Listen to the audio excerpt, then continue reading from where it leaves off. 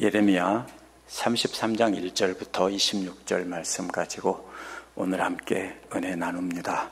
지난주 말씀에서는 하나님께서 멸망할 상황에서 땅을 사서 그 문서를 보관하라는 명령을 예레미야에게 내렸습니다. 절대로 믿을 수 없는 하나님의 명령에 예레미야는 일단 순종하고 나서 하나님께 질문했습니다. 그러나 하나님의 백성들은 처음부터 끝까지 모든 계층 사람들이 다 불순종했다는 것입니다. 그럼에도 불구하고 하나님께서는 하나님께로 돌아오는 자들을 회복시키셔서 다시금 땅을 사고 파는 삶을 살게 하실 뿐 아니라 이전에 쓸모없는 땅까지도 옥토로 바꿔줘서 축복해 주신다고 했습니다. 이어지는 말씀은 하나님을 대적한 죄로 그 백성을 완전히 멸망시켰지만 하나님께서 그들을 용서하셔서 다시 회복시킨다는 말씀입니다. 특별히 완전히 베어진 나무와 같은 다윗에게서 의로운 가지가 새로 돋아나서 공평과 정의를 실현하고 그를 통해 회복시킨다고 말씀하십니다. 그렇게 회복된 백성들은 절대로 버리지 않으신다고 말씀하시는 내용입니다.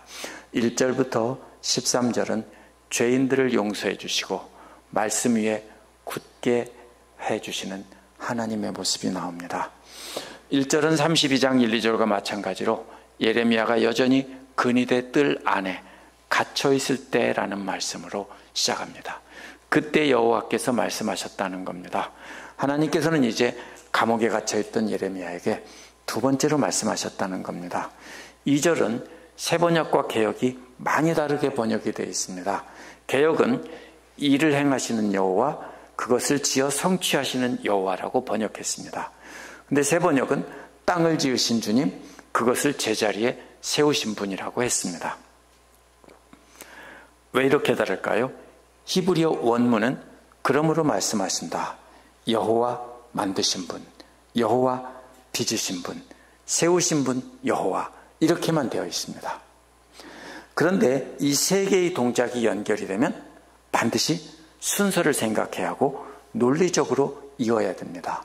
근데 개역은 개역처럼 번역하면 전혀 이해가 되지 않습니다. 여호와를 만드신 분, 빚으신 분, 세우신 분이라는 말의 의미를 알아야 됩니다. 기원전 3세기경에 그리스어로 번역된 70인역 구약성서에 보면 만드신 분이라는 말에다가 땅이라는 말을 넣어놨습니다. 그러면 땅을 만드신 분이라는 뜻입니다. 그러면 즉 지구를 만드셨다는 말입니다. 대부분의 영어 번역들도 다 땅을 넣어서 번역했습니다. 그래서 히브리어에 보면은 만든다는 말에 그 대명사가 붙어 있는데 여성형이 붙어 있습니다.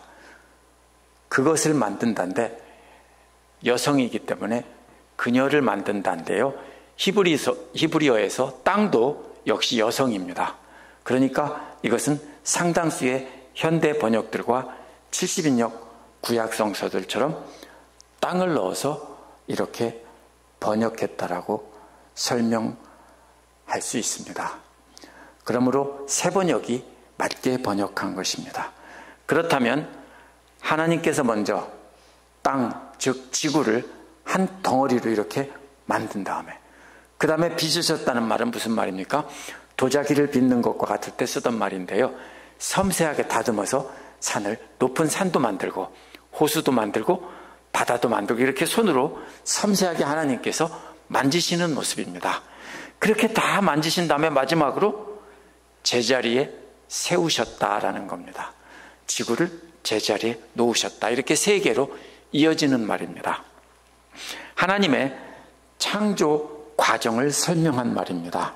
하나님께서 지구를 만들고 자세한 모양을 빚으신 뒤에 제자리에 세워서 운행이 되도록 하셨다라는 것을 설명한 말입니다.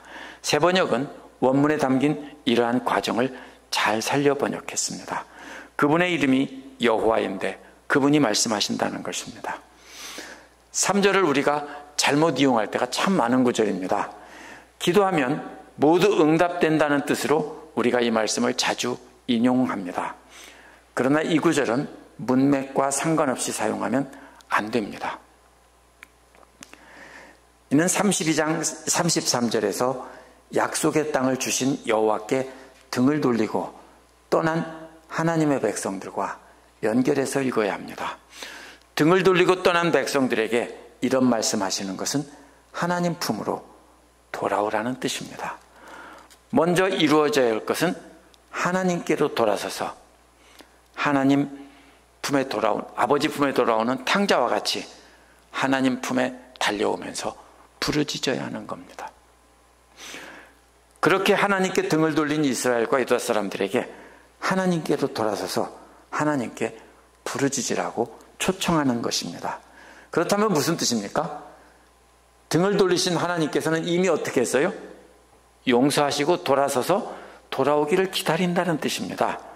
마치 아버지께 대들고 싸우고 집을 나간 아들, 딸들에게 돌아오기를 기다리다가 멀리서 돌아오자 어떻게 합니까?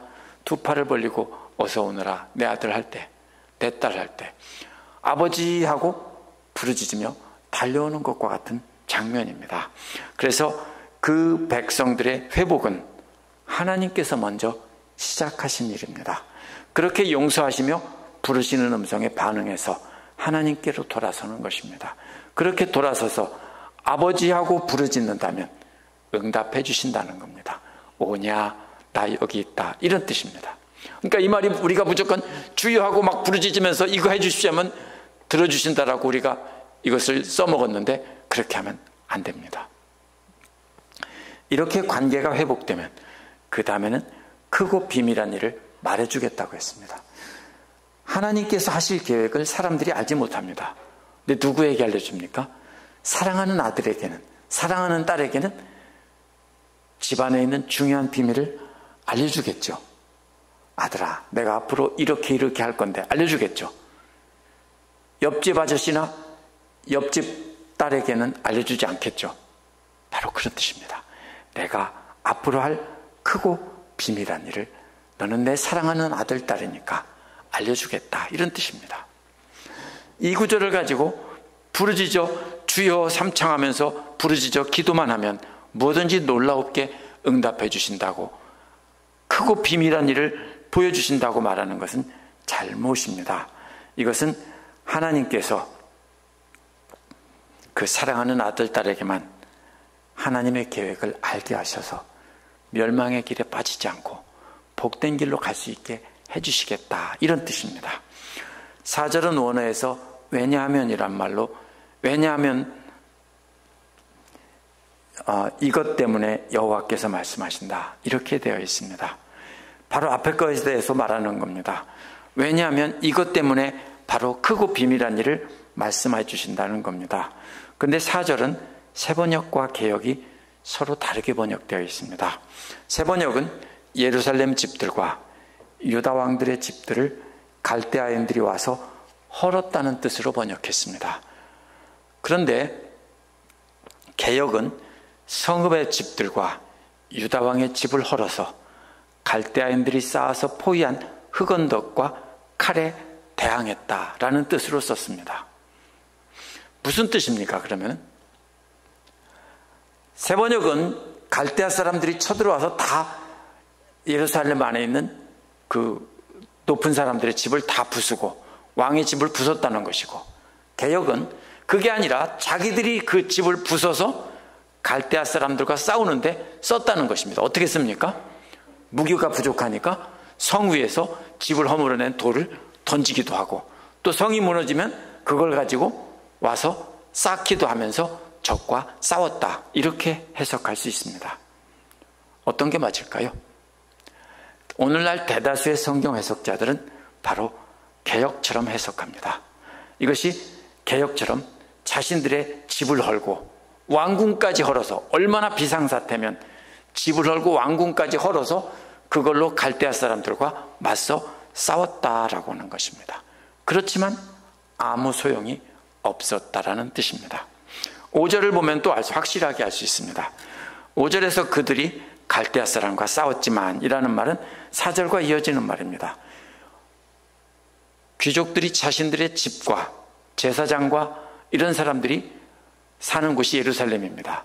근데 자신들의 집과 왕의 집까지 다 헐어서 갈대아 군사들과 싸웠지만 그런 노력이 아무 소용도 없고 그 대신에 성 안에는 죽은 시체들로 가득 채워졌다는 것입니다. 그렇게 해석해야 자연스럽게 이어집니다. 그것은 바로 나의 콧김과 열기로 그렇게 되었다라고 원어에 되어 있습니다. 하나님의 분노의 콧김과 노여움의 열기로 인해서 예루살렘 성 안에 죽은 사람들의 시체가 가득 찼다는 것입니다. 무슨 뜻입니까? 하나님께서 분노하시면 인간들이 별의별 노력을 다해도 막을 수 없다라는 뜻입니다. 갈대아 사람들이 바로 하나님의 분노의 콧김과 노여움의 열기를 나타내는 도구로 사용되었습니다. 하나님께서는 그렇게 그 백성들을 다 죽이시고 그 도시로부터 얼굴을 감추셨다, 이렇게 되어 있습니다. 왜입니까? 그들의 악함 때문입니다. 정말로 꼴 보기 싫으면 어떻게 합니까? 고개를 돌리고 안 보겠죠. 바로 그런 뜻입니다. 그렇다면 하나님께서 하나님을 배반하고 등을 돌리고 떠난 그 백성들에게 하나님께서도 얼굴을 감추시고 돌아보지 않은 것입니다. 어떻게 하고요? 다 분노로 멸하신 다음에 등을 돌리고 돌아서서 쳐다보지 않으셨다는 겁니다. 이게 무슨 얘기입니까? 과거와 현재의 일입니다. 그런데 3절에서는 뭐라고 합니까? 앞으로 너희들이 돌아와서 하나님께 돌아서서 부르짖으면 응답하신다고 했으니까 정말로 놀라운 사랑이라는 것입니다. 그러니까 이 5, 6절은 4, 5, 6절은 이게 3절보다 앞에서 일어난 일을 설명한 것입니다. 3절에서 말한 크고 비밀한 일이 6절에서 8절에 나옵니다. 그것은 하나님께서 그렇게 죽게 하시고 파괴하신 것을 다시 회복시킨다는 계획입니다. 6절에서 먼저 치료하여 낫게 한다는 말은 상처에 새살이 돋아나는 모습입니다. 그 다음에 치료하신다고 했습니다. 이것은 병이 낫게 하신다는 뜻입니다. 비슷한 말이 아닙니다. 하나는 상처에 새살이 나는 것이고 치료한다는 말은 병을 고쳐주시는 것이고 그 다음에는 넘치는 평화와 안전을 드러내 보이신다는 겁니다. 넘치는 평화란 하나님과의 관계 회복입니다. 등을 돌린 하나님, 쳐다도 보지도 않던 하나님이 다시 쳐다보고 내 아들 내 딸하고 품어주신다는 뜻입니다. 그러면 이웃과의 관계는 저절로 회복되는 것입니다. 안전이라는 말은 견고한 진리라는 뜻입니다. 그래서 이 견고한 진리, 바로 이 안에서 흔들리지 않게 진리의 말씀으로 다시는 흔들리지 않게 해 주신다는 뜻입니다. 그래서 안전을 마음껏 누리게 하겠다, 이 말은 하나님의 진리의 말씀에 굳게 서서 절대로 우상숭배에 빠지지 않고 흔들리지 않게 해주겠다, 이런 뜻입니다. 7절은 평화와 진리로 회복시킨다고 보여주신 것을 실현하겠다는 겁니다. 그 실현이 뭡니까? 먼저 유다의 포로와 이스라엘의 포로가 돌아오게 해서 이전처럼 회복된다는 것입니다. 이스라엘은 바빌로니아에게 포로가 된 게 아니고 아시리아 때문에 망해서 흩어진 사람들입니다. 유다는 바벨론에 망한 것이고요. 그런데 그 모두 다 이전의 모습으로 회복시킨다는 겁니다. 그런데 이것은 영어의 New Living Translation에서는 Rebuilt Their Town이라고 번역했는데요. 그러나 여기서는 성을 회복시킨다는 뜻이 아닙니다. 성만 회복시키고 사람이 회복되지 않으면 아무 소용이 없죠. 중요한 것은 무엇을 회복시킵니까? 죄인들을 회복시켜서 하나님과의 관계를 회복시킨다는 뜻입니다. 그래서 하나님과의 관계가 회복되는 것, 재건되는 것이 가장 중요한 것입니다. 8절에 보면 그래서 하나님을 대적해서 지은 모든 죄악들을 깨끗하게 씻어주신다고 했고요. 또한 하나님을 거역하여 지은 죄들과 반역하여 지은 죄들은 다 용서해 주신다고 했습니다. 이것이 하나님의 은혜입니다. 본래는 어떻게 해야 됩니까? 스스로 깨끗이 씻고 와서 용서해 달라고 빌어야 용서해 주는 것이 맞습니다. 그런데 하나님은 뭐예요? 여전히 더러운 죄인들이고 반역자들을 데려다가 하나님께서 씻기신다는 겁니다. 그리고 여전히 거역하는 죄인인데도 불구하고 죄를 다 용서하시고 자녀로 받아주신다는 겁니다. 사람들이 하는 것이 아닙니다. 9절은 그러면 세상 만민이 내가 예루살렘에서 베푼 모든 복된 일들을 듣게 될 것이며 예루살렘은 나에게도 기쁨과 찬양과 영광을 돌리는 이름이 될 것이다 라고 했습니다. 무슨 뜻입니까? 말도 안 되는 죄사함과 용서의 소식을 듣고 세상 모든 만민들은 하나님의 그 놀라우신 사랑에 깜짝 놀란 것입니다. 어떻게 저렇게 할 수가 있지? 그래서 예루살렘이라는 이름 자체가 하나님의 기쁨과 찬양과 영광이 된다고 한 것입니다. 뿐만 아니라 내가 이 도성에 베풀어준 모든 복된 일과 평화의 소식을 듣고 온 세계가 놀라며 떨 것이라고 했습니다. 하나님께서 베풀어 주신 그 모든 일들을 듣고 놀랄 뿐 아니라 경악하며 두려워 떨게 된다는 것입니다. 10절에서 11절은 현재의 모습과 장래에 회복될 모습을 비교한 것입니다. 10절은 현재의 모습입니다. 완전히 파괴돼서 짐승조차도 없다는 것입니다. 11절은 10절과 정반대의 모습입니다. 환호하는 소리, 기뻐하는 소리, 신랑 신부가 즐거워하는 소리, 감사의 찬양 소리가 들린다는 것입니다. 짐승도 없는데 이번에는 뭐예요? 사람들이 떠들고 웃고 기뻐하고 시집가고 장가가며 신랑 신부가 즐거워하는 소리, 이런 소리들이 다 들린다는 겁니다. 전쟁으로 인해서 완전히 멸망한 폐허에는 환호하며 기뻐하는 소리가 없습니다. 신랑 신부가 즐거워하며 감사 찬양 드리는 일도 없습니다. 그런데 모든 것이 회복되어 시집가고 장가가고 잔치를 베풀고 기뻐하며 사람들이 하나님을 찬양하고 이렇게 왁자지껄 살게 된다는 것입니다. 이어서 주의 성전에서 감사의 제물을 바치는 사람들이 이렇게 찬양한다고 했습니다. 찬양의 내용은 시편 100편 5절과 106편 1절, 107편 1절과 비슷합니다. 만군의 주님께 감사하라는 것입니다. 왜냐하면 주님은 선하시고 그 인자하심이 영원하기 때문이다. 인자하심이란 한결같은 사랑입니다. 용서하고 또 용서하고 용서하며 영원히 용서하시는 하나님의 사랑을 찬양하는 것입니다. 그 한결같은 사랑은 내가 이 땅의 포로들을 돌아오게 하여 다시 옛날과 같이 회복시켜 주겠다라는 말에 담겨 있습니다. 12절 13절은 하나님께서 회복시키실 땅의 범위를 말한 것입니다. 12절은 황폐하게 된 모든 성읍들의 양떼를 뉘어 쉬게 할 목자들의 초장이 생겨난다고 했습니다. 그 지역의 황무지가 이제는 푸른 초장이 되는 것입니다. 그 범위는 13절에 보면 산간 지역의 성읍들과 평지의 성읍들, 남쪽의 사막 지역의 성읍들입니다. 이는 유다를 둘러싼 모든 지역입니다. 베냐민의 땅과 예루살렘의 사방과 유다의 성읍에서 목자들이 양떼를 샌다고 했습니다. 언제 셉니까? 보통 사람들은 양이 몇 마리밖에 없습니다. 셀 필요 없죠. 한눈에 다 들어오죠. 양떼를 샌다는 얘기는 적어도 얼마쯤 돼야 될까요? 수십 마리는 돼야 되겠죠. 양떼가 아주 많다는 겁니다. 새끼를 낳고 번성해서 양떼가 많아서 양떼를 내 양이 몇 마리인지 세보고 또 세보는 그런 장면입니다. 역시 남왕국 유다의 회복을 그림처럼 그린 장면입니다. 14절에서 26절은 회복시키셔서 영원히 하나님을 예배하게 하시는 장면이 나옵니다. 14절에서 원어에 보면 보라 그날이 오고 있다라는 말로 시작합니다. 어떤 날이 오기에 그날이 오고 있다고 이렇게 극적인 표현을 씁니까? 그날은 바로 하나님께서 약속하신 대로 이스라엘과 유다의 가문에 약속한 복된 약속을 이루어줄 날입니다.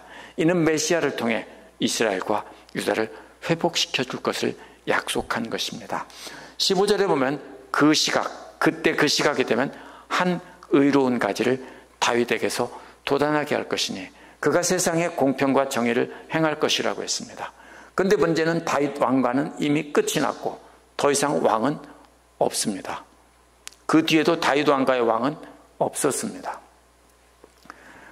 그러면 무슨 뜻입니까? 이것은 여기서 말하는 그림이 뭡니까? 죽은 나무 그루터기, 완전히 베어서 몇 년 동안 싹이 안 틉니다. 제가 재작년에 그 사막의 장미가 밖에 나서 얼어 죽었습니다. 근데 밑에는 안 얼은 것 같아서 위에만 잘라놓고 놔뒀습니다. 싹이 날까요? 아직도 안 났어요. 네, 아직도 안 났어요. 그런데 뿌리는 살아있는데 아직도 안 났어요. 그럼 어떻게 할까요? 이제 포기했어요. 근데 그냥 밖에 담 밑에다 던져놓고서 혹시 살려나 기다리고 있어요. 몇 년 후에 갑자기 나온다면 어떻게 될까요? 놀랍겠죠? 바로 그런 장면입니다. 완전히 죽은 줄 알았는데 그 그루터기에서 새로운 싹이 돋아나서 자란다는 뜻입니다. 이것은 우리 교회 무화과나무 베었더니 며칠 있다 보니까 또 나오더라, 이런 얘기가 아닙니다. 이거는. 그래서 그 그루터기에서 오랫동안 아무것도 나지 않았는데 한 의로운 가지가 나와서 회복된다는 겁니다. 하나님께서 기적으로 회복시키시는 장면입니다. 그가 세상에 공평과 정의를 실현할 것이라고 했습니다. 세상이란 그 땅 아니라는 뜻입니다. 그러니까 이것은 온 세상이라기보다는 오늘 본문에서는 약속의 땅입니다. 그러나 이것이 새로운 하나님의 나라이기 때문에 이것이 꼭 이스라엘 땅이다 이렇게 말할 수는 없겠죠. 공평이란 현명한 재판을 내린 판례라는 뜻입니다. 언제 그럴까요? 이것은 형사재판보다는 민사재판을 할 때 누가 옳은지 판단해 주시오면 어떻게 해요? 현명한 재판을 한 기록. 솔로몬이 어떻게 했어요? 아이를 잘라서 둘로 나눠줘라. 그러니까 아이 엄마는 자르지 말고 그냥 저에다 주십시오 라고 했죠. 그게 바로 현명한 재판을 내린 판례예요. 애매한 재판은 그런 것을 통해서 공정하게 판단한다는 겁니다. 또 정의라는 말은 의로운 재판을 한다는 겁니다. 무슨 말입니까? 이것은 아까와는 다른 상황입니다. 불의한 세상은 어떻게 됩니까? 의로운 사람들이 감옥에 갇히고 죄인들은 떵떵거리고 살죠. 그러면 불의한 세상입니다. 근데 어떤 게 정의로운 세상입니까? 착하고 정직한 사람들이 죄를 짓지 않고 정직하게 사는 사람들은 상을 받고 악한 일을 한 사람들은 벌을 받는 세상이 정의로운 세상입니다. 그런 세상이 있을까요?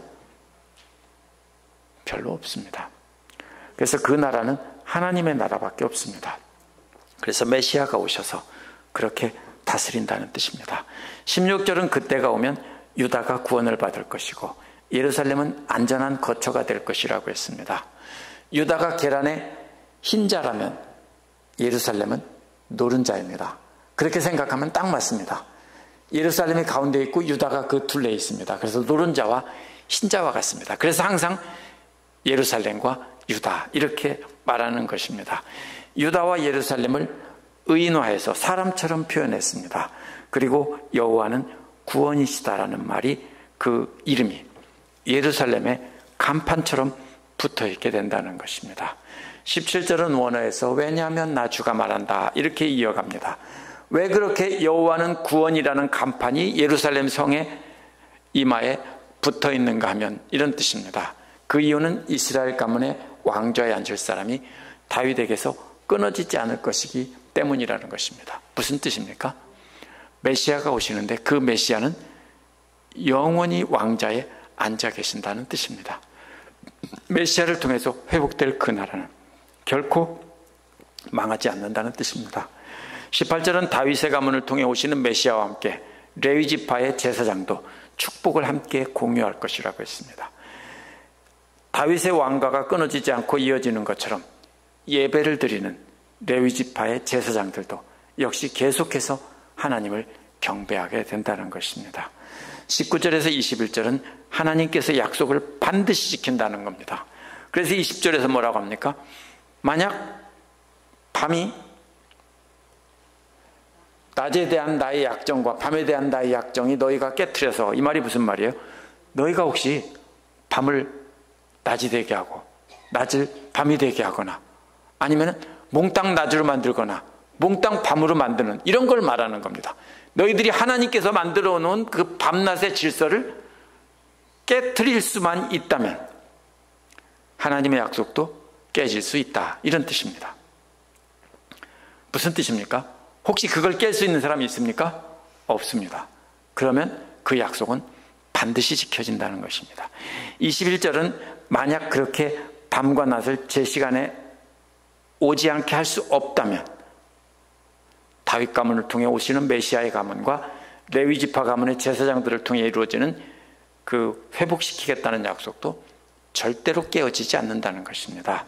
22절은 다윗 자손들과 레위 사람들을 바다의 모래처럼 불어나게 하신다라고 했습니다.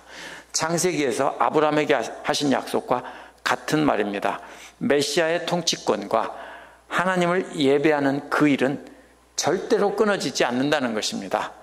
그래서 23절에서 26절은 회복의 약속을 다시 확증해 줍니다. 24절에서 여호와께서는 자신이 택한 두 족속을 버리셨다는 겁니다. 사람들이 그렇게 말한다는 것입니다. 그래서 사람들은 그들이 더 이상 나라로 인정받지 못할 것이라고 멸시한다는 것입니다. 무슨 상황입니까? 현재 이스라엘과 유다의 상황입니다. 예레미야 당시 현재가 아니고. 25절은 그런데 하나님께서 약속하신 밤낮이 바뀌는 법칙이 흔들리지 않는다면, 하나님께서 하늘과 땅을 구분해서 고정하지 않으셨다면 가능하다는 겁니다. 사람들이 그렇게 조롱하는 것은. 그런데 밤낮이 존재하고 하늘과 땅의 경계가 그대로 있는 한은 하나님의 약속은 반드시 이루어진다는 겁니다. 누구의 약속입니까? 하나님의 약속입니다. 그래서 26절은 25절과 연결이 됩니다. 만약 밤낮이 사라지고 하늘과 땅이 사라진다면 하나님께서는 야곱의 자손과 다윗 자손도 버리신다는 겁니다. 만약 그렇게 된다면 하나님께서도 아브라함과 이삭과 야곱 자손들을 다스릴 하나님의 종도 선택하지 않으셨다는 겁니다. 그러나 밤낮이 사라지고 하늘과 땅이, 밤과 낮이 이렇게 바뀌고 하늘과 땅이 존재하는 한은 그 약속은 반드시 지켜진다는 겁니다. 그래서 이것은 하나님께서 하신 약속이 얼마나 분명한 것인지를 말해주는 것입니다. 현재 유다 사람들을, 예루살렘 사람들은 죽을 지경입니다. 그런데 하나님께서 이렇게 확실하게 회복시키신다는 겁니다. 한결같은 사랑으로 끊임없이 용서하시고 사랑하시던 하나님을 향해 등을 돌린 것은 하나님이 아니라 그 백성들입니다. 그럼에도 불구하고 하나님께서 오늘 말씀은 먼저 돌아서서 너희들 돌아와라. 그러면 내가 용서해 줄게. 이게 오늘 말씀이에요. 마찬가지로 우리가 하나님께 나온 것이 아닙니다. 혹시 하나님께 스스로 나온 분 계세요? 아니에요. 하나님께서 죄인인 우리를 향해 돌아주시고 우리를 불러주신 거예요. 예수 그리스도에 보내주셔서 자녀 삼아주신 겁니다. 우리가 하나님께 나와서 평화를 이룬 게 아니라 하나님께서 우리를 부르셨는데 그 부르심에 응답해서 평화의 관계를 이루게 해주신 겁니다. 우리가 할 일은 하나님께 감사하면서 날마다 진리의 말씀을 듣고 배우며 그 말씀 위에 견고하게 서는 것, 이것입니다. 따라서 우리가 해야 될 일은 말씀을 잘 듣고 배워서 내 생각 버리고 그 말씀 위에 굳게 서는 것입니다. 그래서 하나님께 순종하며 찬양하는 것입니다. 그러면 놀라운 축복을 누리게 해주시겠다는 겁니다. 오늘 말씀에 나온 베어진 나무와 그루터기 같은 바로 그에서 새싹이 나와 회복시킨다는 분은 예수 그리스도십니다. 그 전에는 쭉 역사적으로 볼 때 그렇게 다윗의 자손 중에서 회복시킨 경우가 없었습니다. 오직 예수 그리스도뿐입니다. 예수 그리스도를 통해 회복될 나라는 어떤 경우에도 멸망하지 않고 영원하다는 겁니다. 그 나라가 바로 주님의 몸된 교회, 바로 우리 교회를 통해서 회복될 것이고, 예레미야에게 약속하신 예수님은 이미 오셨기 때문에 다시 오심하신 그분도 분명히 오시는 겁니다.